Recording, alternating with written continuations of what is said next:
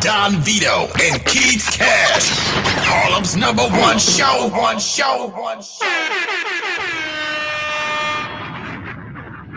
Wednesday, Cash. What's up, bro? Happy Wednesday. Wednesday, 139. We in the hard building. cast day. We in the building. Before we bring our guests on, right? When I told y'all the Beat 139 is not just a podcast radio show.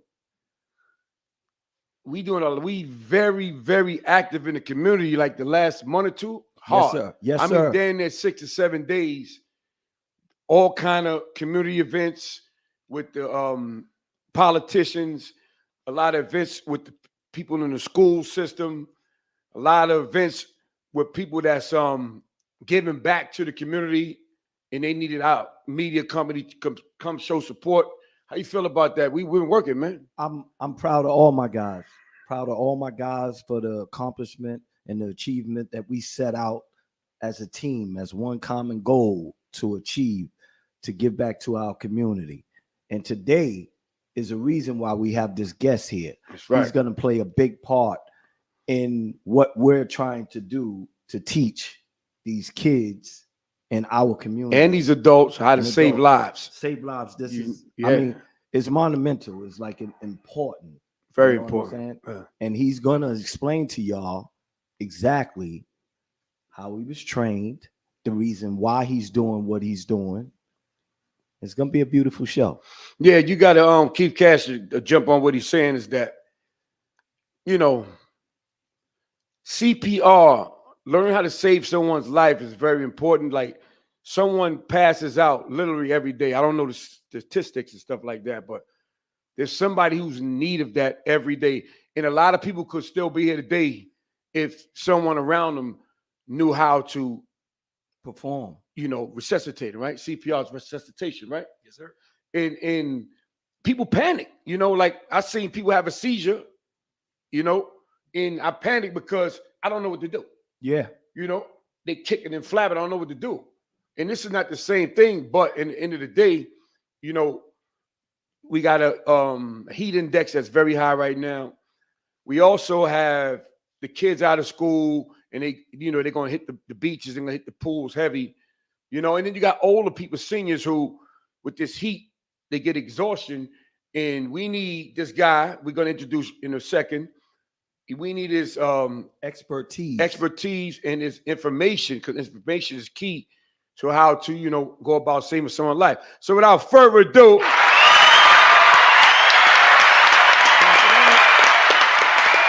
we got my man Colin Stewart, the USAF veteran in the building. Good evening. What's up, Colin? Pleased to meet you, brother. Good to meet you. As well. Good to meet you. You can start off, Cash. Go ahead, bro. All right. I'm Keith Cash, brand ambassador extraordinaire. I'm actually filling in for my guy, Doc, Shake the Block. He isn't feeling well today. Well, let's hope that he gets better. All right. Love you, kid. My man, Doc, you be all right in a minute. Let's go. So, Colin, we want to thank you first and foremost, man, for coming to our platform, blessing our platform. Thank you guys for having me. We want to acknowledge how important this actual information is. You know what I'm saying? That's the reason why we invited you to our show. Don Vito, he told me about you, and he was like, yo, I think this is very important. And this is before the whole heat index thing. Definitely. Right. So without further ado, we want you to sit here and explain to us exactly what got you here. Right, your story. You know what I'm saying? Like, first of all, tell everybody where you're from, where you grew up at, and how was life for you as a youngster. So I'm born in Jamaica. I came to the Americas when I was 9 years old. Okay. So when I You came born in out, Jamaica? yes. Oh, yeah. One shot for Jamaica, man. The Jamaican man is in the building. Bo. Okay, always shout out to Jamaica, man. Bless, man. We do that, man, for the island people, man. We love our island people, but you know. But I came here when I was 9 years old. So in my family anyway, I'm the last one to come to the Americas. Okay. So when I got here, we moved here to Inglewood. So I've been here my whole school career, as far as going to school, graduating from high school, and so forth. Now, in that time, just to kind of lead into why I do what I do, one of the big reasons is in about 11th grade, I was working at ShopRite, one of my first jobs, right? Mhm. So at that point, it was about 7 o'clock at night, maybe 8 o'clock at night. Some folk came to the ShopRite, and I heard some yelling and screaming in the parking lot. Unfortunately, my father had passed away. Oh wow. Right? Oh, sorry to hear that. So that's Sorry how to I hear found that, yeah. that out. Now, the story beyond that is, So your father passed away where? in Teaneck. In the supermarket area? No. No, he worked in the I You supermarket. worked in the I worked in the supermarket. They supermarket. called you and you went home. No. So I work. He passed away in Teaneck. Right. I'm at work. I didn't Mhm. know about it. So Right. my grandmother Mhm. and at the time one of our tenants, they came up to ShopRite. Right. So I heard my grandmother wailing in the parking lot, but she never came in. The tenant came in. Right. And she spoke to the front end manager. They finally brought me outside. I'm Mhm. like, what's going on? So they finally told me what happened, right? Okay. So now to hear the backstory of how he passed. So his workout of choice has always been riding a bicycle, right? So he'll do like from Teaneck, from Inglewood to Teaneck, to Tenafly, come back down. It's like a little loop. Mm-hmm. But either way, on one of the loops, he collapsed. Okay. From what I heard with the bystanders, he got back up. Then he collapsed again. But that second time, he never got back up. It's a respiratory type of problem? No, well, autopsy wise, they said it was a cardiac problem. Cardio. Okay. That's what, right. Yeah, okay.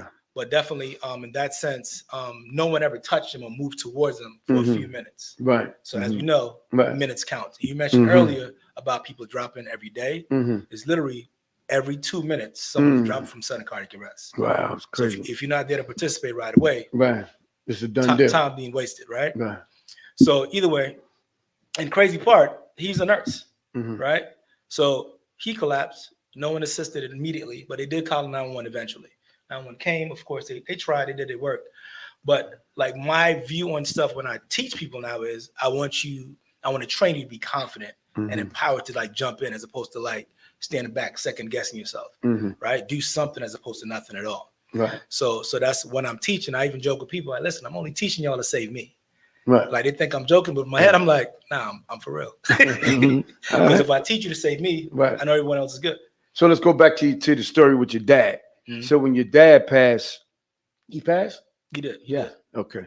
So when your dad passed, I know that affected your family life, and because he's the king of the castle. Definitely. How was life, around the home and stuff? So from that point on, that was 11th grade. Mhm. So I finished out the 11th grade year, and then for like about maybe 8 months, I was living by myself.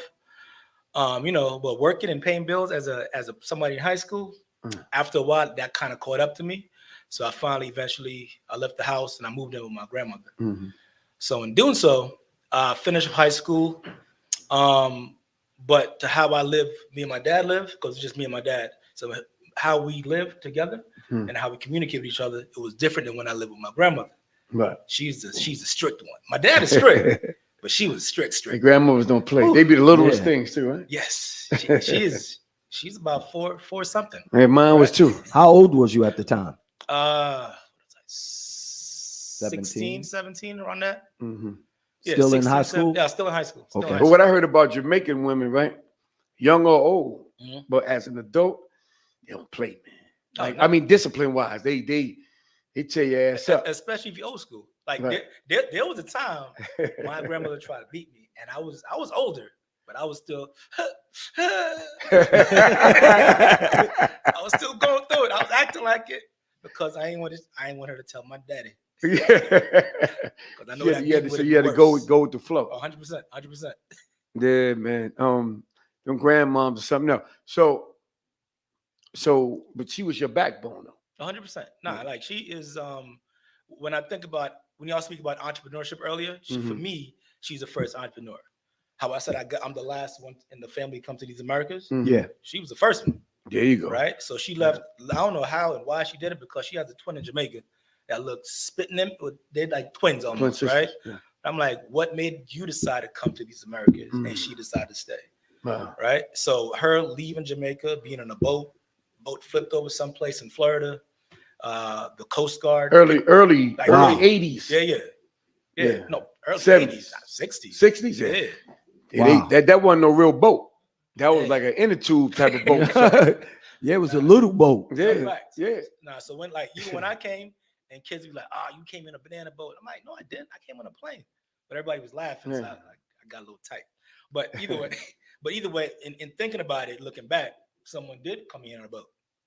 My grandmother, first entrepreneur. So she worked, got all her 5 boys up to Americas, and then of course they did their thing, stabilized themselves. Then I finally came up. So that's how my American transition. That's your transition to United States. Coming to America, my favorite movie. So you a true Jersey boy because this is where you. I mean, yeah, 100%. So you went to the military. Yes, sir. So around when did you get the mindset? You coming to America, trying to find your way. You know what? I'm gonna join Air Force. So it was, for me, it wasn't the first thought. It was more so of, even though I was raised in this town, I went to Bergen Tech, right? So in being out there, mixing with different cultures, I see everybody, when I go visit people's homes, I'm like, everybody's speech is a little different. So I'm like, okay. So when I finally graduated high school, I visited a lot of my friends from here. I visited a lot of the colleges. Like I went to Boston, I went to Syracuse, I went to Rutgers. But after a while, I came back. I'm like, I'm having too much fun here. I need to leave.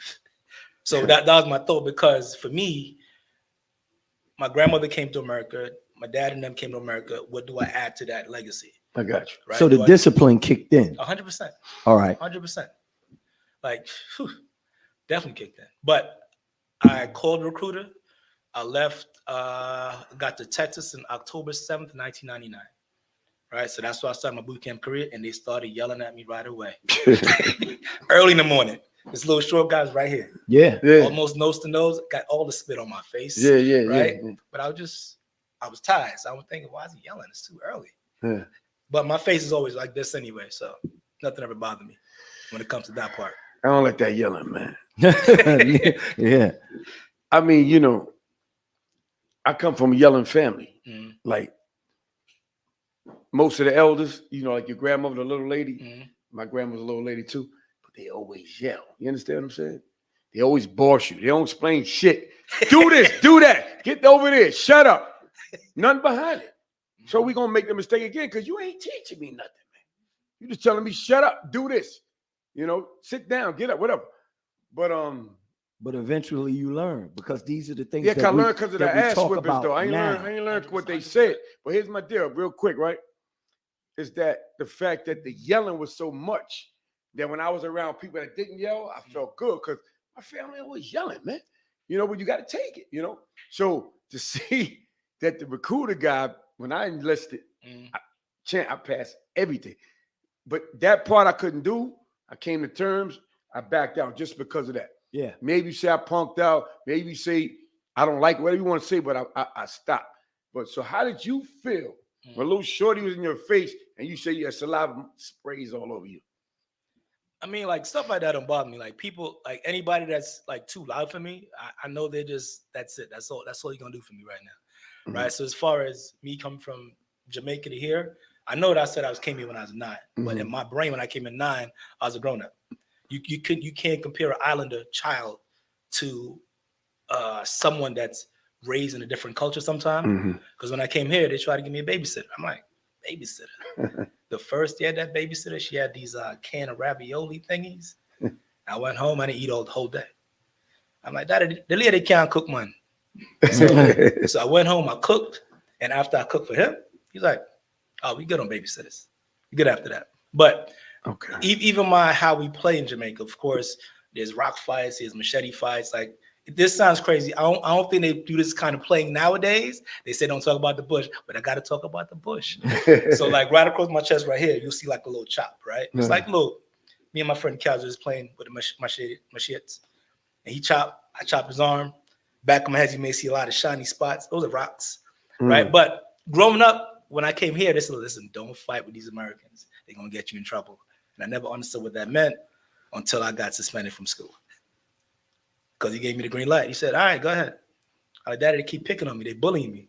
He was like, go ahead. See you home for the next 2 weeks. And he was right. I was home for the next 2 weeks. Oh, suspended. Oh, yeah, suspended. I did want to fight, though. Hey, listen. But after, when I came back, though, man, no more messing around with Colin. Those were some of my best friends after that.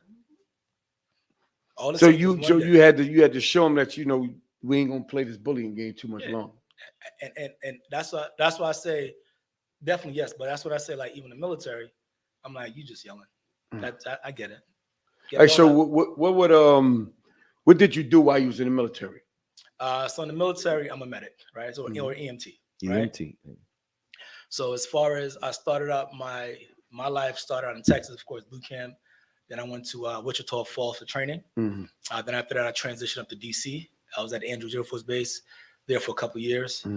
While there, of course, I worked in the ER. I worked in the internal medicine clinic for a few, but mainly in the ER.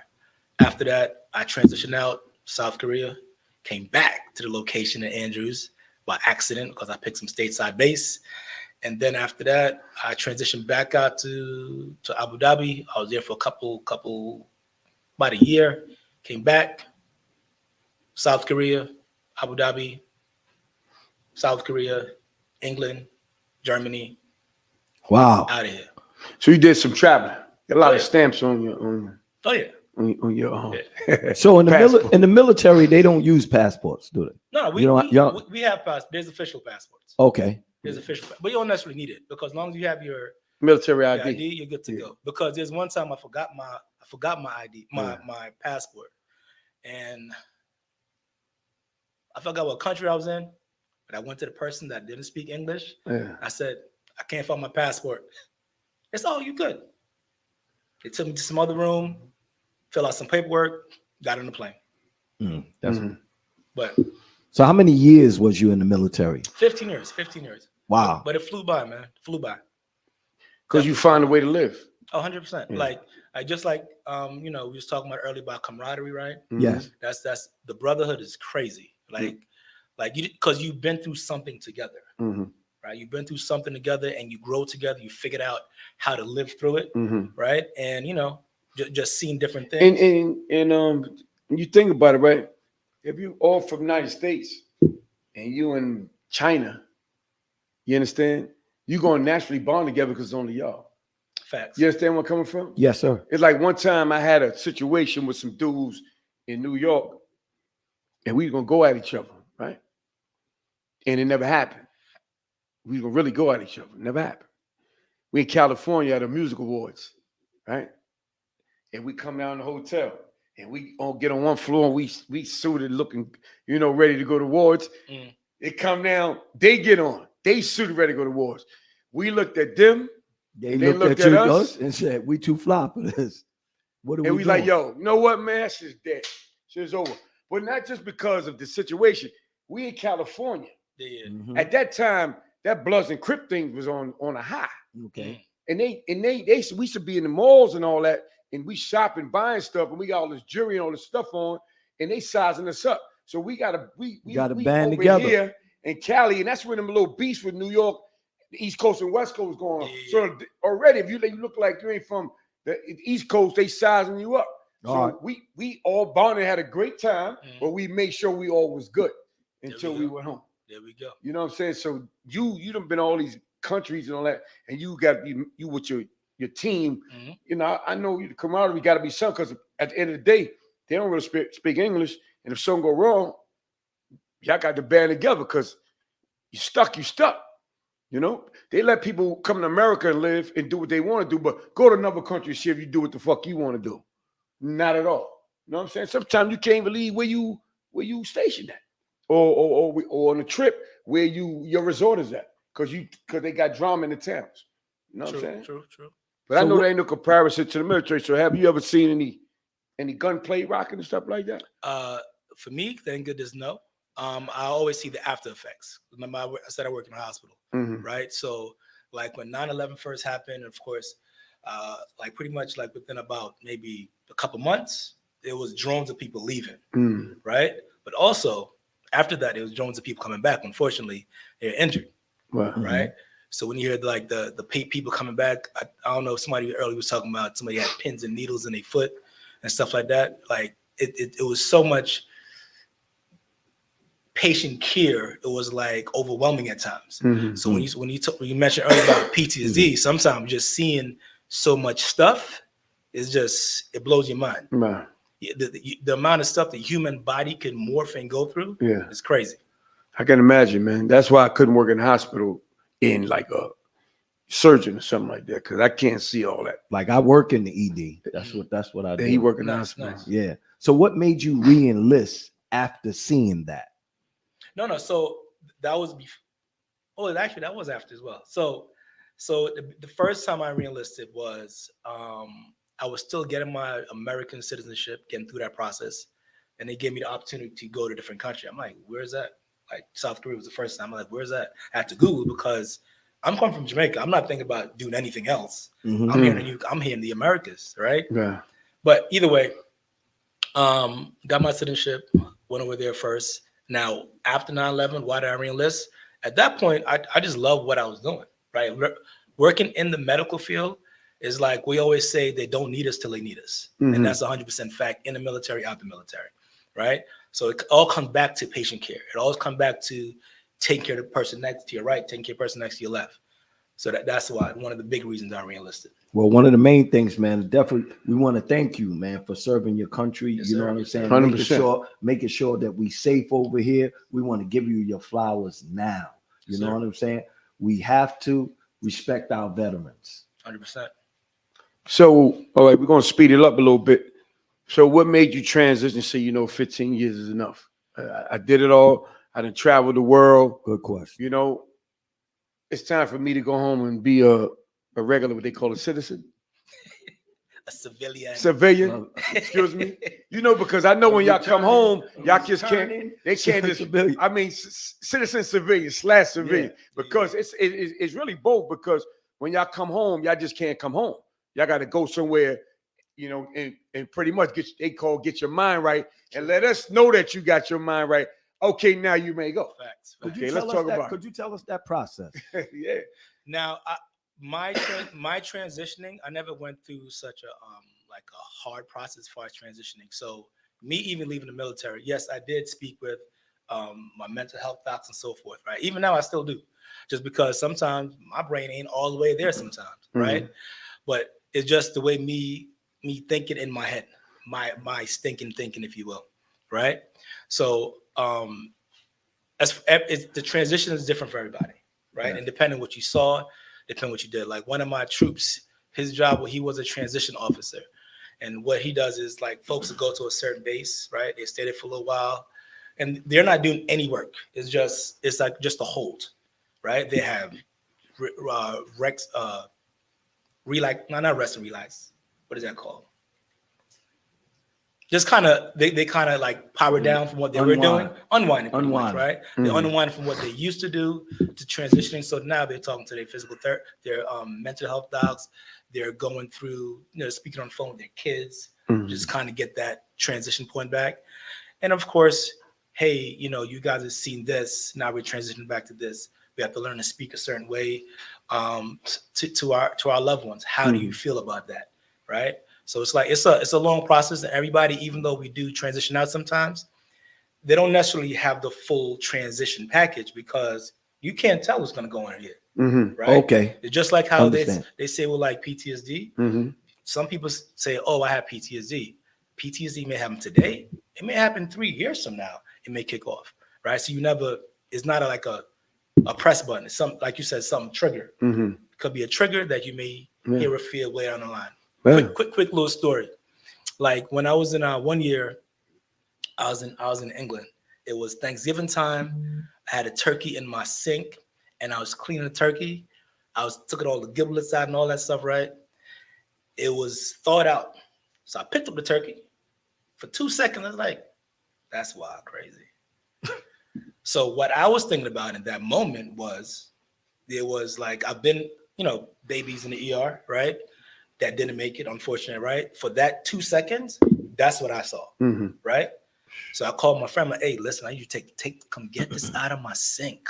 That year, no Thanksgiving for me. Damn. But I mean, after that, like I have to kind of remind myself, nope, it's a turkey. It's a turkey, right? So I still process through these days by doing it, by cooking my turkey, deep fried turkey.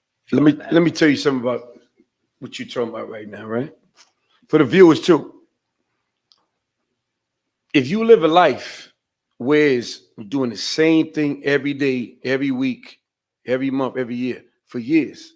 Not the same exact thing, but in a type in of the same realm, in the same realm, you become what you call a product of a that product of your that environment. And in jail, they call it institutionalized. Yes. Whereas you do things or see things that ain't even there sometimes, or feel things because of where you was at for so long. You know what I'm saying? And that's similar to what you're talking about. Mhm. That's why they don't let y'all come straight home. Like a guy who comes out of jail, he got to go to a halfway house. Definitely. Same thing. You got to make sure his mind is right. He got to go get him a job. He got to, you just ain't coming out, because of they know you've been living an abnormal lifestyle. That's what I call it, abnormal lifestyle for quite a few years, and we got to make sure you're good. So we actually signing up for like the necessary evil. The military is necessary, but just the evil things that go on inside of it. Mhm. We actually signed up for that. Like you signed up for that. Like you went to the military. You said you called the recruiter. So I didn't necessarily sign up. Like when I signed up was more so to get away from a space, right? And of course, we know about the school benefits and so forth as well, right? So my signing up wasn't necessarily, I'm gonna go out and do this. No, I'm not saying it like that. Okay. I'm telling you that's what we're doing. Everybody has a story. Like you had the story. You said I was having too much fun here. Yeah. So I knew this was going to end up bad for me. Mhm. Let me get up out of there. You don't really know what's going on because you don't know where you're going to be sent. 100%. You have no idea, especially if you've never had an AK shot up over your head or a missile shot. We see a lot of things, but we don't see bombs, being shot here. So at the end of the day, we're signing up something. The military is just so necessary, but the evil parts of it, you know what I'm saying? Once you get entrenched in it, you eventually learn because you gave 15 years. Some people, after they first tour, they say, I'm out of here. True. Like and to jump in where you at, though, like say like a police officer, right? He signed up for the benefits as well. Yes. You know what I mean? So I done see police officers this goddamn talking about get against the wall or shit like that. Little chicks. And you like, are you serious? Yeah. You know what I mean? But she got the gun, the belt all big and stuff like that, the uniform don't even fit her right. You know what I mean? Like, but this is what's going on. But she did that for the job. She got to pay bills. She got kids to take care of. You go to the military, what he just said is that you sign up, but this is the military. If there is a war, you might have to go. I understand the education part. I understand they getting away. But if there's a war, my man, you might get called. You know what I'm saying? So there's can be dangers because 100%. it can be. But everybody goes in with the regular intentions that it can go to another level. That's what he was saying. It's the only profession of arms. That's why we call it that, a profession of arms. Yeah. Like sometimes people come in, I take people to the base to visit. They're like, "Oh, what do y'all do on the base?" I'm like, "It's the same job as outside. It's all the same pieces. However, in these pieces could go to war, i.e., the profession of arms." So, like, I know out here sometimes I see people like they're arguing with their like bosses at work and stuff like that. I'm like, that's wild, crazy. Because like even if like how interactions happen, I'm like, if y'all go down range together, they have to have your back. Do you have their back? Yeah, it's crazy. So, but look, so now the moment we all been waiting for, right? The CPR. So we got a little. Oh, what we gonna have? What we gonna have a demonstration? We about to do some compressions. See that right there?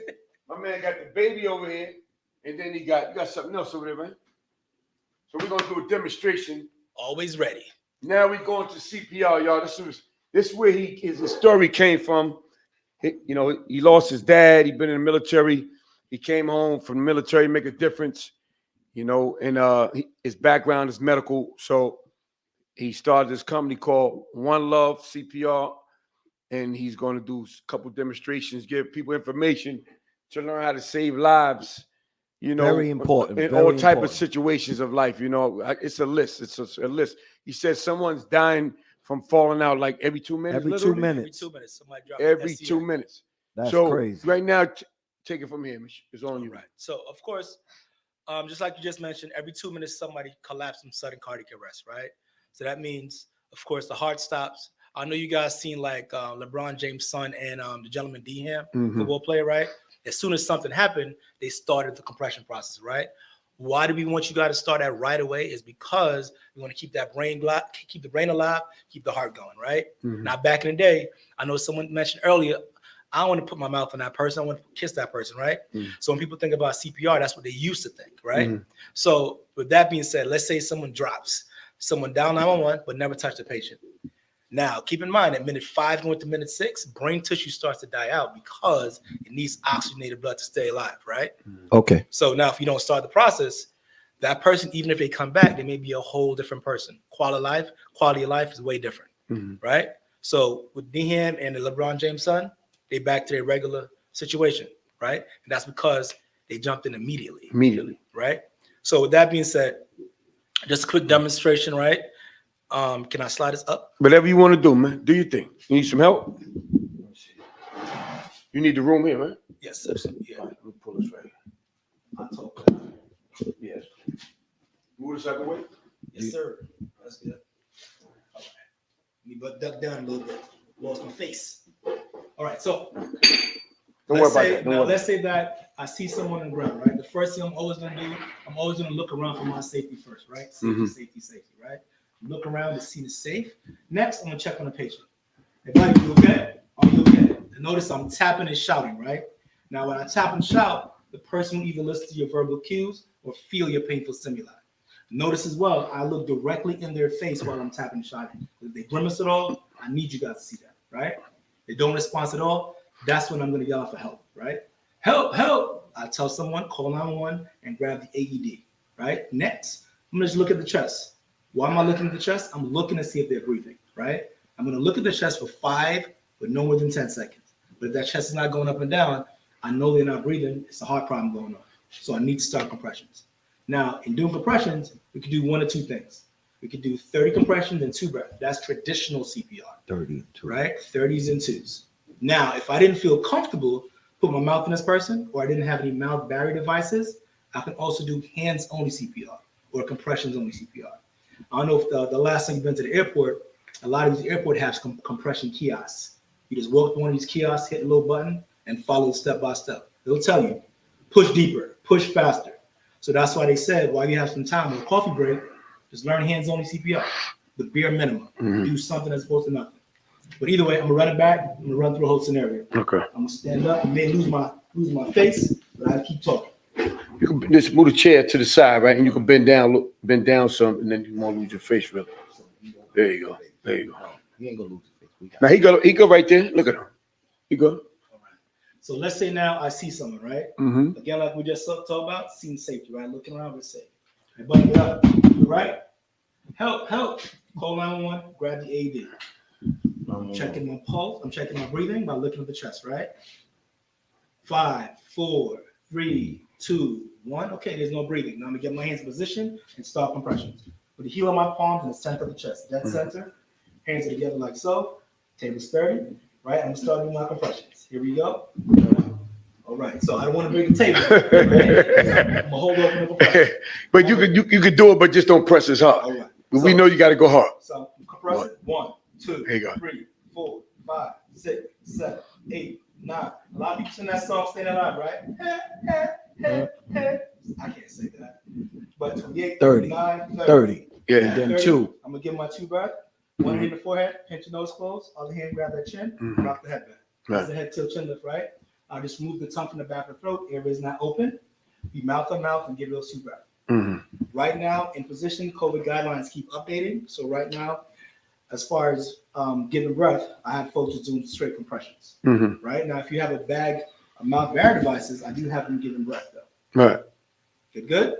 All right. So we'll keep doing this, 30 compressions and 2 breaths, right? Let's say I do this 5 times. That's called 5 cycles of CPR, which takes 2 minutes to accomplish. Now, every 2 minutes with a partner, please switch roles, right? Because you guys are gonna get tired. You get tired. Right, 100%. Now, another reason why we started right away is in the U.S. locale, it takes anywhere from about 4.5 to about 12 minutes for ambulance showtime, right? To show up when you call. And in the cities, the more condensed population, it may be even longer. So that's why we say everybody needs to be not necessarily CPR certified, but CPR trained and ready to go. So you doing all that, Mm-hmm. right? You're 30 and 2, you doing CPR. Explain to the people once What they is get their heart to start working again and stuff like that, or they're breathing back. Once you do that, then what you do once you get them back. Okay. So, but let me see, just before we get to that point. Okay. Just before we get to that point. So we're doing these 30 compressions, 2 breath, right?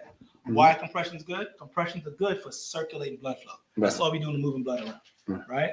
But we're not actually working with the heart yet because it's an electrical problem. So we're circulating blood flow with the heart, so we're being a pump for the heart.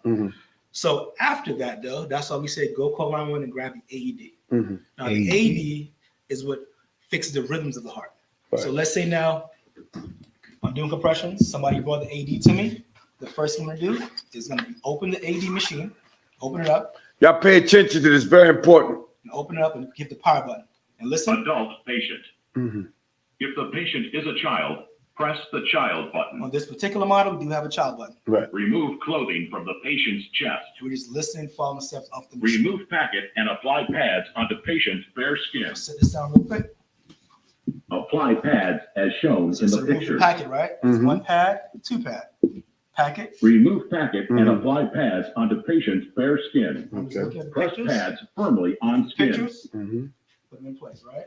Press pads firmly on Listening to skin. the machine. Just listening and following steps.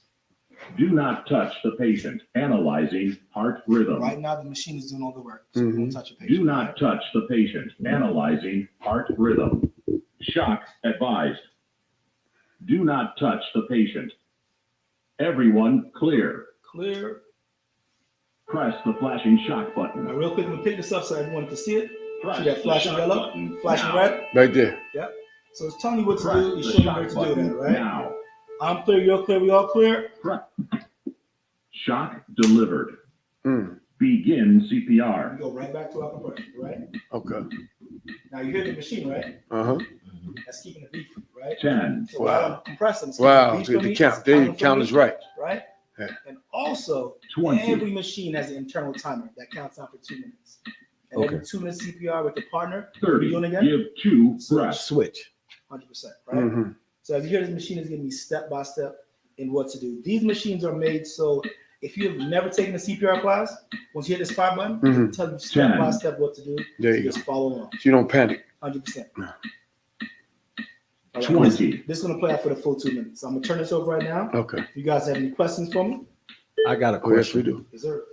What happens when somebody like Keith just rolls up into a situation like this and I don't know how to do CPR? Do I not do nothing, or Good question. do I do something and maybe cause more harm? Okay. So good question, but I want you to think about it like this then.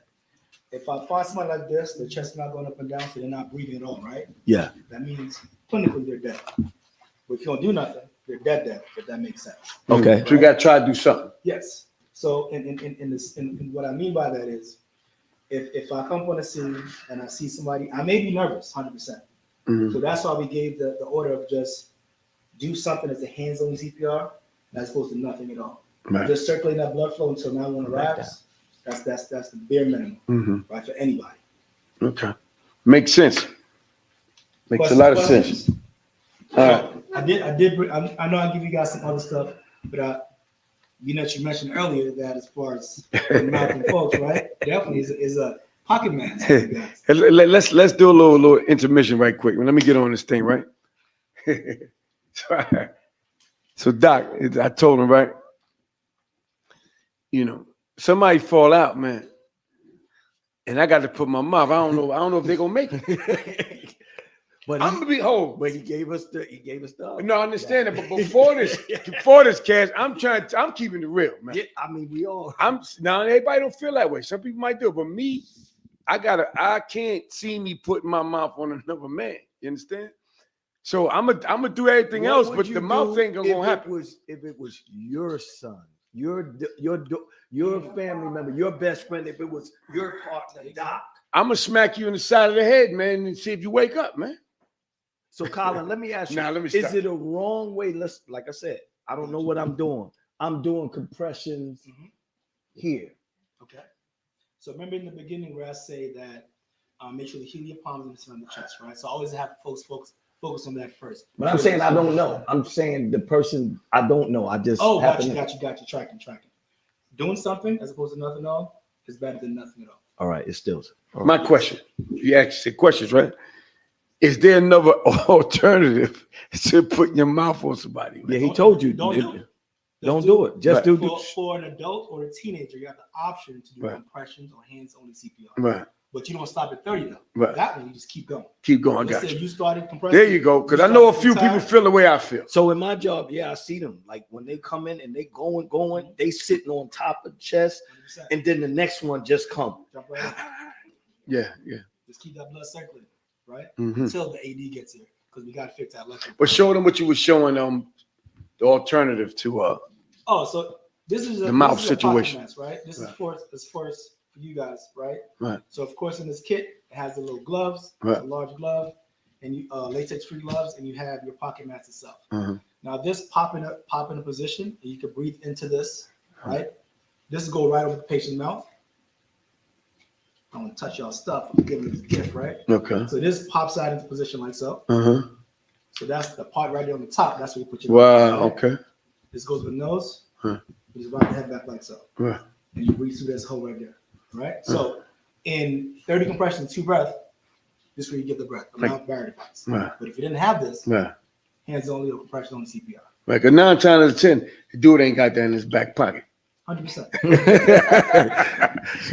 So you better get your hands on. triceps on, you know what I mean? Because So what's the reason why you lift the neck up? Got you right now. tilt the neck. So now You got to this is clean out the called- mouth and all that. This is called a head tilt trim, right? Right. When I do this right now and I rock the head back, what I do is I'm getting the tongue from the back of the throat, so Mhm. the airway's open. But if the head is like this, right, Yeah. the tongue's in the back of the throat. Right. So it's closed. Okay. All right. So look, stand up. We're gonna do something. Stand on that side. All right. Cash, you stand here in the middle. Because I had CPA training. I'm a trainer. Pull that chair back. So we're gonna have Cash. Colin, you're gonna be the instructor, Okay. and Keith Cash is gonna be your student All right. because you do teach people. So let's see Keith Cash get taught, and me and Doc gonna grade him and see how he do and see if he make it happen. I got the little baby right here. Y'all be cool. So when you first Let's go. arrive on the scene, right? Matter of fact, let me give you a scenario first, right?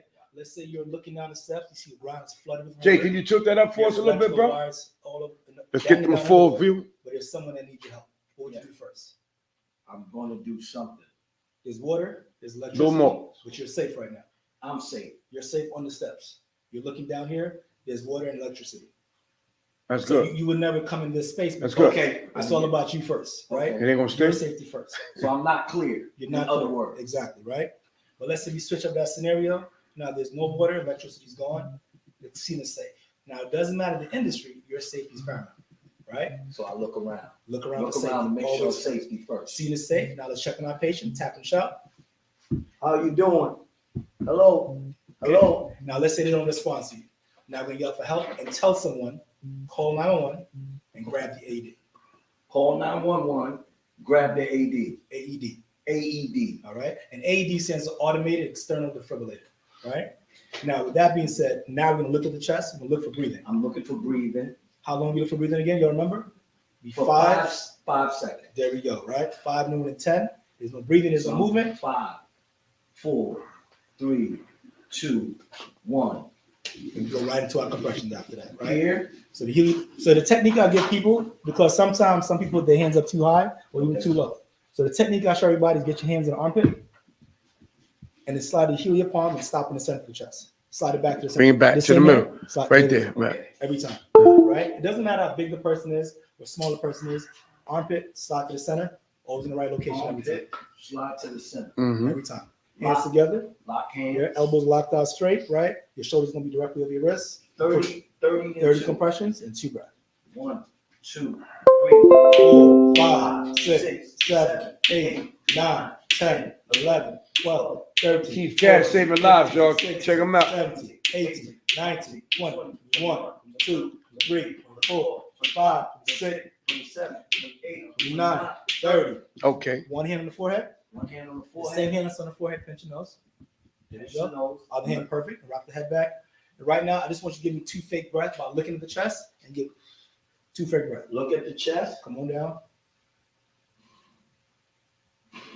Look. All right. So while you're breathing, right, what you do is you turn your head, tilt your head to the side. I turn my head yeah, or turn his because head? in real life, while you're breathing in somebody's mouth, you'll be looking at the chest anyway. Okay. Because you want to see the chest rise and fall. Okay. But we're not actually breathing in the mannequin today, though, right? Okay. Just like this. Simple. Right. You look because you want to see the chest. Yeah. So you're looking directly at that chest. Makes sense. Okay. You good? Then give me 2. You're good. Now I'm back to 5. And back right to 5. compressions. No. You go 30 compressions, 2 reps. Non-stop now. Non-stop. Non-stop now. We keep So doing that. here. Boom. Yeah, there you go. Lock out. Right. Shoulders over your wrist. Shoulders over your wrist and start doing the compressions again. 1, 2, 3, 4, 5, 6, Snap it. 7, 8, 9, 10, 11, 12, 13, 14, 15, 16, 17, 18, 19, 20. 21. 22, 23, 24, 25, 26, 27, 28, 29. Y'all pay attention. This is important. And go Here. back rocket. Here. Look. Breath 1, breath 2, and right back to compression. Right back. And we'll keep doing this, guys.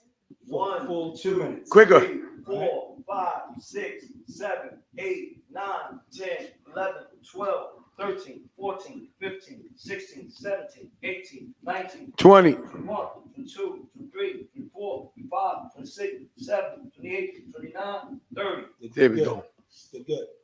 And we just keep doing that cycle, right? Got it. Now, if you start getting tired, obviously, or really every 2 minutes, you have a partner jump in. So if the person they wake up, Yeah. they come. Let's get into that.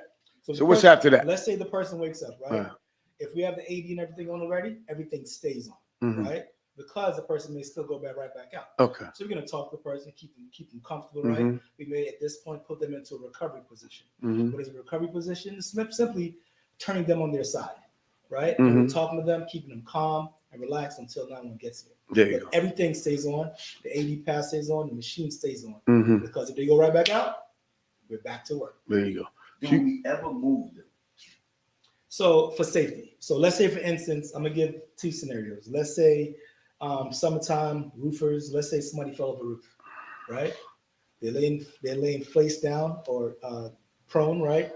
So for that person, let's say you came over to them. That person, I wouldn't want you to move them because they fell from 3 times more their body height, right? So that's going to be suspected spinal injury, right? However, if I come to the person, I look at them, and I realize their chest is not moving, I know they're not breathing. So you got to do something. when I Like move. once again, Mhm. you have to do Right? something because they already dead. 100%. If you don't, 100%. And we go life, limb, eyesight, right? Now, with that being said, we'll give you another scenario. Let's say that someone's in a car accident. And you see the car, it's all smashed up, but you can still see the person, right? Now, if they're talking to you, now let's say the car catches on fire. Move it. So there's a few times you move people and it comes back to Right. safety. Right. Safety. All out of Outside safety. that, once we Because you really have to save their life. 100%. Makes sense. But Gotcha. outside of that, if you feel like there's some type of spine injury, they stay in place. Yeah, cool. how would somebody like me, Doc, Don Vito, how would we know that not being professional as far as knowing they fell from the roof? We just came down and we actually just seen this guy or this woman on the floor. So let's say like I see like a ladder or something like that, right? All right. And I'm gonna in my brain, I'm like, okay, maybe there's just a ladder is right there, it's on the floor. And if there's people around, I'm gonna talk to them. And if there's let's say the person still able to talk to me, hey, what happened? If they're able to still talk to me, I'm gonna talk to them, right? Yeah, they say the first order of business when someone is out or passed out, you don't really know, to try to talk to them, see if they respond. Yeah, 100%, right? Because if they're talking to you, I'm excited about that. Exactly. Right? But if they can't talk to me, now I got to figure stuff out. Now I'm going to use my clues that are around me. Ladder, like I said, they're close to the house. I don't know if they fell up the ladder or not, right? But I'm assuming they did. So I'm not going to want to move them, right? But if they're not breathing, like I said, jump in the play. All right, so we want to thank you guys for the demonstration. That guy can have a seat. Appreciate it. Come on in. All right. So if a person wanted to learn CPR and get with you at one of your programs or your events you be doing, how would they go about that?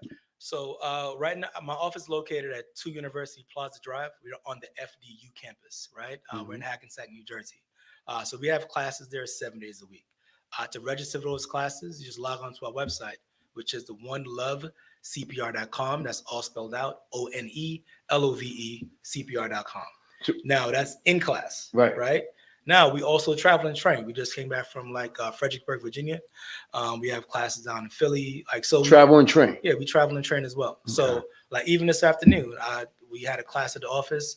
As soon as that class was done, I had to transition out to I think it was Paramus. I went to a dental office, knock out a class there real quick before I came here. So we do travel and train as well. So if folks want me to come to their location, just give us a call. Our number 844-WE-DO-CPR, or rather 844-933-6277. It spells out 844-WE-DO-CPR. But when I first made the number, the guy was like, man, I'm not going to read. I'm like, but it's memorable though. 844-WE-DO-CPR. Yeah. But that's our number, 844-933-6277. Easy to remember. 100%. Stuff like that. So what's like a class capacity size? Okay, so it that varies as well, right? So of course, let's say when I go to like my colleges, right, I may need to bring more instructors with me. So let's say sometimes at colleges maybe like 60, 80 students, right? I'll bring more instructors with me to facilitate, make sure everyone is doing things properly. At the office, we see about roughly right up to 12 students in one setting. We can see up to 12 students in each setting.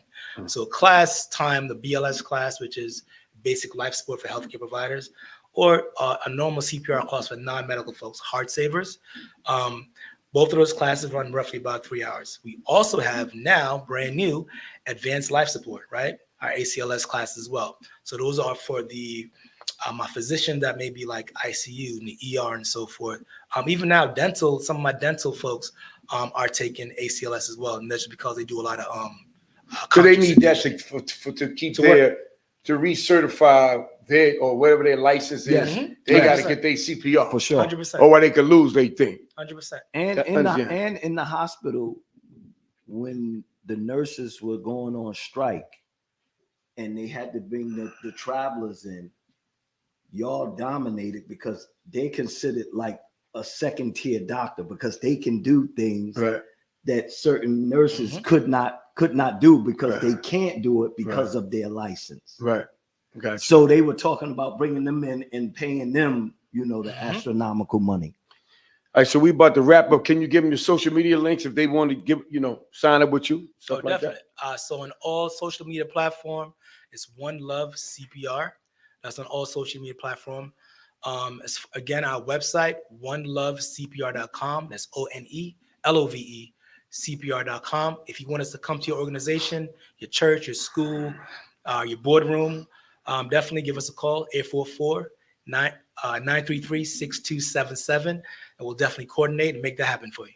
All right, so before you go, can you tell them what the #1 podcast/radio show in Harlem is, man, right quick?